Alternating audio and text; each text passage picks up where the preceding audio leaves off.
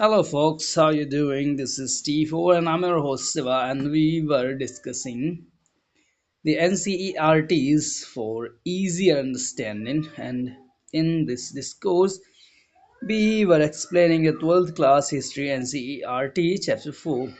In our previous videos, we have already discussed some topics, and now we are moving through some further topics. So stay tuned, and if you haven't subscribed T4, then just subscribe for T4 and press the bell icon so that you can get the first notification of our video.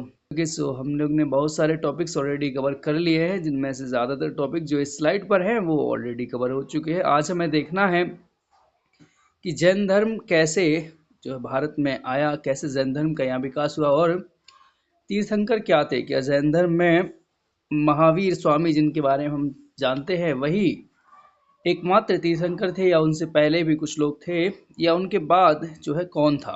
ठीक है, कैसे वो एक आम इंसान से, वर्धमान से महावीर बने, उन्होंने कौन कौन सी शिक्षाएं दी, क्या बौद्ध धर्म के कोर प्रिंसिपल्स रहे, तथा बौद्ध धर्म की ओवरऑल हमें एग्जाम में कौन कौन सी विशेषताएं बतानी होगी। साथ ही जैसे हमने बौद्ध धर्म के विषय में पढ़ा था कि ये कालांतर में दो हिस्सों में बट गया था, वैसे ही जैन धर्म में भी दो मत बन गए थे, तो हमें वो भी देखना है कि वो कौन कौन से मत थे। तो आइए आज के इस वीडियो को हम शुरू करें। इसके पहले मैं आपको बता दूं कि हम लोग रोज शाम 6 बजे NCERT के एक्सप्लेन करने का एक वीडियो लेकर आते हैं। तो अगर आपने अभी तक T4 के बाकी वीडियोस नहीं देखे हैं तो प्लीज़ चैनल को कीजिए विजिट, और सारे वीडियोस एक बार में देख लीजिए, ताकि आपको चीज़ों के कॉन्टिन्यूएशन में अंडरस्टैंडिंग बन सके और आप हमारे पिछले टॉपिक्स से आगे के टॉपिक्स को, पिछले चैप्टर से आगे के चैप्टर को, और पिछली बुक से आगे की बुक्स को जोड़ करें और आप लिंक करके जो है पढ़ सके। तो आइए आज के वीडियो की हम शुरुआत करेंगे। ये सारे टॉपिक हम ऑलरेडी अपने वीडियोस में डिस्कस कर चुके हैं। तो आज हमें देखना था कि जैन धर्म, देखिए 6वीं शताब्दी ईसा पूर्व भारत में एक अभिनव परिवर्तनों का युग था। ये एक वैचारिक कहें कि आंदोलन या क्रांति का भी समय था, क्योंकि इसी समय भारत में बौद्ध धर्म और जैन धर्म जैसे दो महान युग परिवर्तनकारी धर्मों का उदय हुआ। तो जैन धर्म में अगर हम बात करें तो टोटल 24 तीर्थंकर माने गए हैं। ठीक है, और जिनके बारे में हम लोग सबसे ज़्यादा जानते हैं यानी कि भगवान महावीर, वो जैन धर्म के 24वें तीर्थंकर थे, अंतिम तीर्थंकर थे। चलिए अब मैं आपको तीर्थंकर क्या होते हैं और महावीर स्वामी से पहले कौन कौन से तीर्थंकर हुए उनके बारे में भी हल्की सी ब्रीफ कर दूं। तो देखिए, तीर्थंकर शब्द का मतलब होता है घाट बनाने वाला है, यानी एक ऐसा इंसान जो अन्य यात्रियों के लिए, जो भी समुद्र या कहें कि नदी पार करते हैं उनके लिए घाट बनाता है, उसे तीर्थंकर कहा जाता है। तो जैन धर्म में ऐसे तीर्थंकरों की संख्या कुल 24 मानी गई है, जिनमें पहले तीर्थंकर को आदिनाथ या ऋषभ देव के नाम से जाना जाता है। जैन धर्म के 23वें तीर्थंकर पार्श्वनाथ थे, और 24वें तथा अंतिम तीर्थंकर जैसा कि मैंने आपको बताया कि भगवान महावीर स्वामी थे। तो ये तो रही तीर्थंकरों की संकल्पना। और जैन धर्म में कितने तीर्थंकर हुए हैं तो ये सारी चीजें आप जान चुके हैं। ठीक, अब हम जानेंगे कि वर्धमान कैसे महावीर बने। तो देखिए, सबसे पहले मैं आपको बता दूं कि वर्धमान का जन्म कुंडग्राम वैशाली में हुआ था। इनके पिता स्वयं एक राजा थे जिनका नाम सिद्धार्थ था। ठीक है, इनकी माता का नाम यशोधरा था। वर्धमान के माता पिता उनके बचपन में ही स्वर्गवास हो गया था, और उनके एक बड़े भाई थे। वर्धमान जब बड़े हुए तो वो इन सांसारिक विषयों से विरक्त रहने लगे थे, और वो प्रारंभ से ही उनमें गहन चिंतन की प्रवृत्ति थी।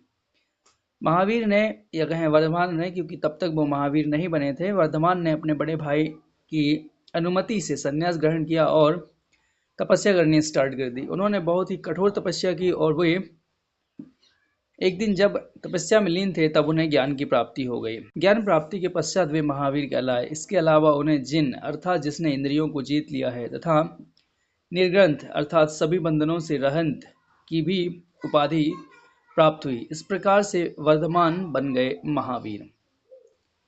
तो जैन धर्म के यदि हम प्रमुख सिद्धांतों की बात करें तो जैसे बौद्ध धर्म को पढ़ने के क्रम में हमने देखा था कि बौद्ध धर्म के कौन कौन से सिद्धांत हैं, कौन कौन सी शिक्षाएं हैं और कौन कौन सी विशेषताएं हैं।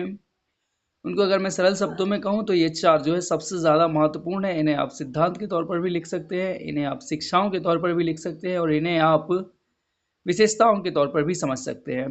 तो जैन धर्म की जो पहले सिद्धांत को हमें समझना है वो है आत्मा के अस्तित्व को स्वीकृति। यदि आप हमारे पिछले वीडियोस को ठीक तरीके से देखते आए हैं तो आपको पता होगा कि बौद्ध धर्म ने आत्मा के अस्तित्व को नकार दिया था। यानी बौद्ध धर्म का मानना था कि आत्मा जैसी कोई चीज़ नहीं होती। पर जैन धर्म यहाँ थोड़ा सा विस्तृत और कहें कि बौद्ध धर्म से अलग स्टैंड लेता है, जहाँ जैन धर्म मानता है कि इस संसार में उपलब्ध प्रत्येक जीवित वस्तु में आत्मा है। यानी कि वो आत्मा को ना सिर्फ मनुष्यों तक सीमित रखता है बल्कि पेड़ पौधों और जीव जंतुओं में भी आत्मा को स्वीकार करता है। अगला जो पॉइंट है वह ईश्वर के प्रति अनास्था। ये वाला पॉइंट आप बौद्ध धर्म और जैन धर्म दोनों की समानता में लिख सकते हैं कि ईश्वर के प्रति बौद्ध धर्म और जैन धर्म दोनों ही अनास्था को मानते हैं। जैन धर्म में पंच महाव्रतों का जो है एक विशेष कंसेप्ट है। पंच महाव्रतों से तात्पर्य है सत्य, अहिंसा, अस्तेय, अपरिग्रह और ब्रह्मचर्य। पंच महाव्रतों को एक बार मैं फिर आपको बता देता हूँ, आप चाहे तो इन्हें अपनी कॉपी में नोट कर ले। जो है सत्य, अहिंसा,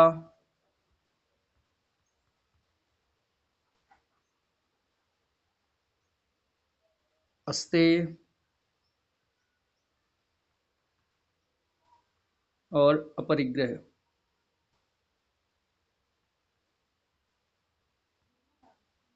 आप चाहे तो वीडियो को रुका के आसानी से पांचों को लिख सकते हैं। सत्य, अहिंसा, अस्तेय, अपरिग्रह और अंतिम है आपका ब्रह्मचर्य।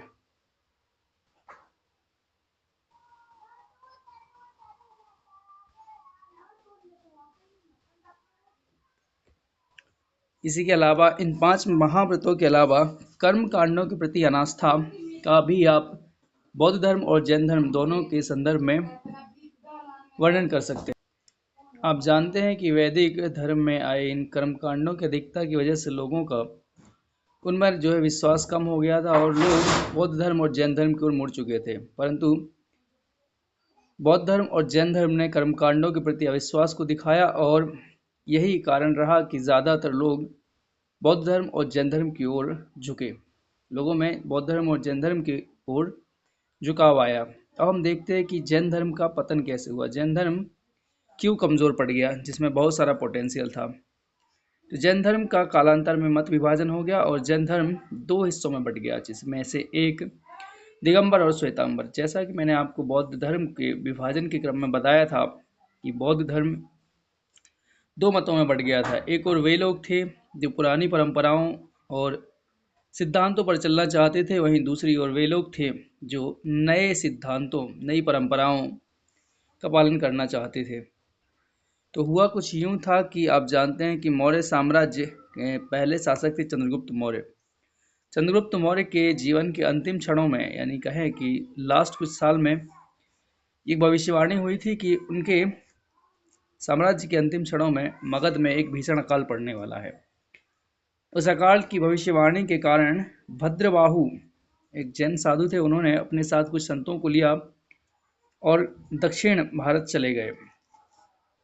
तो जो लोग उत्तर भारत में ही रह गए उन्होंने कालांतर में एक नई परंपरा विकसित कर ली और वो परंपरा थी श्वेत वस्त्र धारण करने की, क्योंकि महावीर मानते थे कि यह सारा आसमान ही उनका कपड़ा है, इसलिए वो किसी भी प्रकार के वस्त्र को धारण नहीं करेंगे और साथ ही वो वस्त्र धारण करने को अपरिग्रह के मार्ग में बाधा मानते थे। उनका मानना था कि सन्यासी को कुछ भी जोड़कर नहीं रखना चाहिए और ये उसके लिए एक बंधन के स्वरूप है। तो वो दिगंबर अर्थात निर्वस्त्र रहते थे। तो जो साधु लोग दक्षिण भारत चले गए थे भद्रबाहु के साथ, वो दिगंबर रहने की परंपरा का पालन करते रहे, जबकि जो साधु उत्तर भारत में रह गए और जिनके नेता थे स्थूलभद्र, उन्होंने श्वेत वस्त्र धारण कर लिया। उनका मानना था कि दिगंबर रहने की परंपरा वर्तमान में अब प्रासंगिकता खो चुकी है, इसलिए श्वेत वस्त्र धारण करने में कोई बुराई नहीं है। और ऐसे लोग जिन्होंने स्थूलभद्र के नेतृत्व को स्वीकार करते हुए श्वेत वस्त्र को धारण कर लिया वे श्वेतांबर कहलाए, जबकि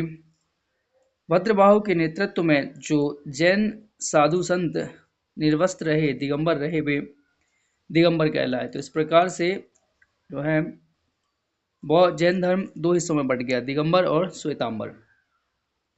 अब हम बात करें बौद्ध साहित्य की, जो हमें अगला टॉपिक पढ़ना था, और इस टॉपिक को आपको अच्छे तरीके से तैयार कर लेना है, क्योंकि आपके वेरियस एग्जाम्स में इंक्लूडिंग कॉम्पिटिटिव एग्जाम्स में इनकी आपको ज़रूरत पड़ेगी। ठीक है, तो बौद्ध साहित्य को हम त्रिपिटक में बांटते हैं। त्रिपिटक से तात्पर्य है तीन डलियां या तीन कहें टोकरियां। इनमें तीन हैं, सुत्त पिटक, विनय पिटक और अभिधम्म पिटक। सुत्त पिटक में बुद्ध की शिक्षाओं को संकलित किया गया है, जबकि विनय पिटक में बौद्ध संघ से जुड़े हुए नियम, यानी कि बुद्ध संघ में भिक्षु और भिक्षुणियों को कौन कौन से नियमों का पालन करना है, उन सभी की जानकारी मिलती है। जबकि अभिधम्म पिटक में बौद्ध धर्म से जुड़ी हुई गूढ़ दार्शनिक व्याख्याएं छुपी हुई हैं। तो बौद्ध साहित्य को इन तीन पिटकों में आपको याद रखना है, सुत्त पिटक, विनय पिटक और अभिधम्म पिटक। और फर्दर इन पिटकों को निकायों में विभाजित किया गया था।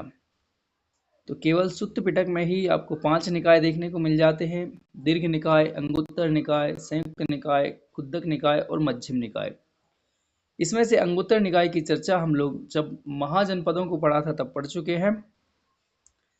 इन निकायों में आपको एक निकाय याद रखना है, जो है खुद्दक निकाय, क्योंकि इसी खुद्दक निकाय से आगे की जो टॉपिक है जातक कथाएं वो जुड़ी हैं।